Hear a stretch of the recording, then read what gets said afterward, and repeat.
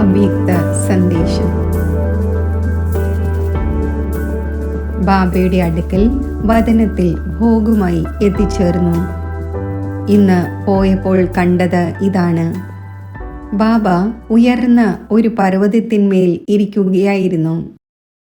തപസ്യയുടെ ഒരു രൂപം പോലെയായിരുന്നു ബാബയെ കാണപ്പെട്ടിരുന്നത്. ഞാൻ ബാബയോട് പറഞ്ഞു, ബാബ, ഇന്ന് ബാബ ഉയർന്ന പർവ്വതത്തിന്മേൽ ഇരിക്കുകയാണ്. ഞാൻ എല്ലാവരുടെയും ഓർമ്മകളും ഭോഗുമായി വന്നിരിക്കുകയാണ്. ബാബ ഒരു സെക്കൻഡ് നോക്കിയ ശേഷം പുഞ്ചിരിച്ചു.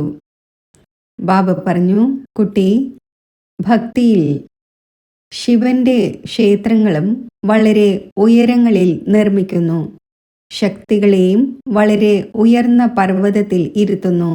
ദർശനത്തിനു വേണ്ടി, തപം ചെയ്യുന്നതിനു വേണ്ടി ഏകാന്തമായിരുന്ന ഏകാഗ്രതയോടെ ശിവന്റെ ലിംഗം ഉണ്ടാക്കുന്നു. ബാബ പറഞ്ഞു, ഭക്തിയിൽ ഭക്തരായ കുട്ടികൾ തൻ്റെ എത്ര ആശകളും ഇച്ഛകളുമായി ആ ഒന്നിൻ്റെ മുന്നിൽ പോകുന്നു. തൻ്റെ ആഗ്രഹങ്ങൾ ആവശ്യപ്പെടുന്നു. പിന്നെ പെട്ടെന്ന് ബാബ താഴേക്ക് ഇറങ്ങി വന്നു. ബാബ പറഞ്ഞു, കുട്ടി, ഭക്തിയിൽ ഭക്തർ അനേകം കുട്ടികൾ പല പ്രകാരത്തിലുള്ള പൂജകളും അർച്ചനകളും നടത്തി. എന്നാൽ ബാബയുടെ പല കുട്ടികളും വീട്ടിലിരുന്നു കൊണ്ട് തന്നെ ബാബയെ നേടി. പല കുട്ടികളെയും ബാബ തന്നെ സ്വയം കണ്ടെത്തി. പല പ്രകാരത്തിലൂടെയും പല ഉപാധികളിലൂടെയും ബാബ തൻ്റെ കുട്ടിയാക്കി മാറ്റി. അപ്പോൾ ആരുടെ തപസ്യയാണ് ഉണ്ടായത്? ശിവ് ബാബയുടേതാണോ, ബാബ് ദാദയുടേതാണോ, അതോ കുട്ടികളുടെ തപസ്യ എന്ന് പറയുമോ?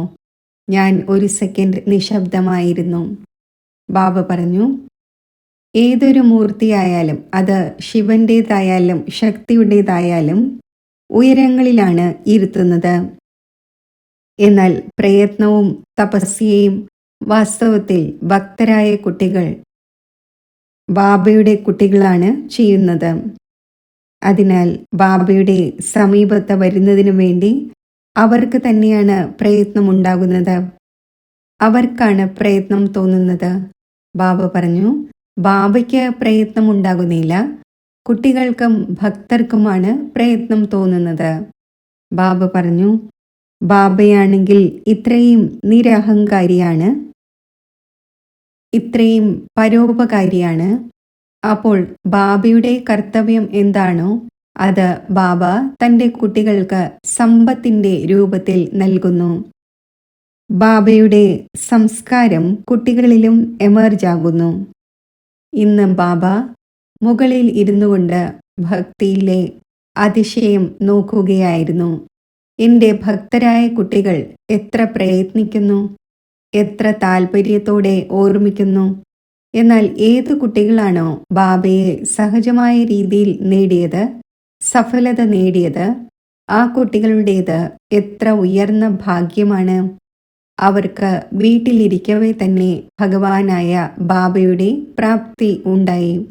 അതിനാൽ ബാബ പറഞ്ഞു, കുട്ടികളായ നിങ്ങൾ അഥവാ സംഗമയുഗി ബ്രാഹ്മണരായ കുട്ടികൾ എത്ര സഹജമായ രീതിയിലാണ് ബാബയെ നേടിയത്. ബാബ തൻ്റെ കുട്ടികളെ തന്നെയാണ് തൻ്റെ കഴുത്തിലെ മാലയാക്കിയത്. അവർ മുത്തുമണികൾ കോർക്കുന്നു.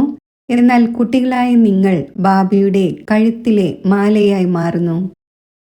ബാബ വളരെ സ്നേഹത്തോടെ കേൾപ്പിക്കുകയായിരുന്നു.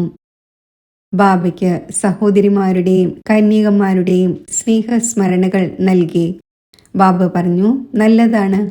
ബാബയുടെ വീട്ടിൽ വിശേഷ മുദ്ര പതിയുന്നു. അതിലൂടെ മുന്നോട്ടു പോകുന്നതിൽ വളരെയധികം സഹായം ലഭിക്കുന്നു. പിന്നെ ആരെല്ലാം വിശേഷ ഓർമ്മകൾ നൽകിയിരുന്നുവോ അതും ബാബയ്ക്ക് നൽകി. ബാബ വളരെ സ്നേഹത്തോടെ ഭോഗ് സ്വീകരിച്ചു. ആ സഹോദരി സഹോദരന്മാരെയും എമർജ് ചെയ്യുകയും എല്ലാവർക്കും സ്നേഹസ്മരണകൾ നൽകുകയും ചെയ്തു. ബാബയുടെ സ്നേഹസ്മരണകൾ സ്വീകരിച്ചുകൊണ്ട് താഴെ എത്തിച്ചേർന്നു. ഓം ശാന്തി.